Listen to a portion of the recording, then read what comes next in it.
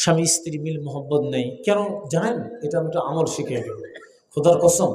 এই আমল যদি কোনো মা করে থাকে, কোনো বোনেরা করে থাকে, কোনো ভাইয়েরা করে থাকে, অবশ্যই অবশ্যই ওই বাড়ি অশান্তির বাড়িটাকে শান্তিময় বাড়ি আল্লাহ বানায় দিবে। বলেন আল্লাহু আকবার। বাড়ি যদি ভাঙ্গা হয়, ওই বাড়ি ভাঙ্গা বাড়ির ভিতর আল্লাহ জান্নাতুল ফিরদাউসের বাতাস পৌঁছায় দিবে। আল্লাহু আকবার। নামাজি মহিলার ঘরে আল্লাহর রহমত বিরাজ করে, তোমার জায়গা হবে জান্নাতের ভিতরে।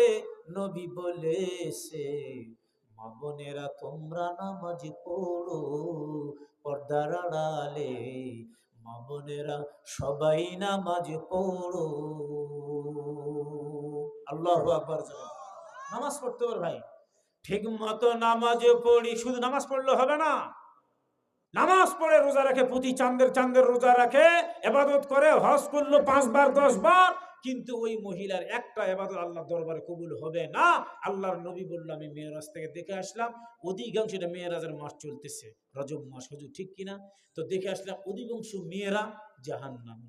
চমকে গেলেন, কি ব্যাপার? সাহাবী রাসূলুল্লাহ সাল্লাল্লাহু আলাইহি ওয়াসাল্লাম, কেন মেয়েরা এত অধিকাংশ জাহান্নামী কেন? মেয়েরা 2টা কারণে জাহান্নামী। জোরে কোন নাউজুবিল্লাহ। মেম্বার সাহেব কয়টা কারণ? 200 টাকা ধরে আছেন তো, 2টা কারণে। হ্যাঁ, 2টা কারণে জাহান্নামী। 1 নম্বর, মেয়েরা কথায় কথায় বাচ্চাদেরকে অভিশাপ করে। 2 নম্বর, স্বামীর অবদানকে অস্বীকার করে। এরকম আছে না? না আছে? জোরে কোন। একটু 760। আচ্ছা ভাই আমার দোয়া চেয়েছি, 760 টাকা দান করছেন। হাসান আলী ভাই আমার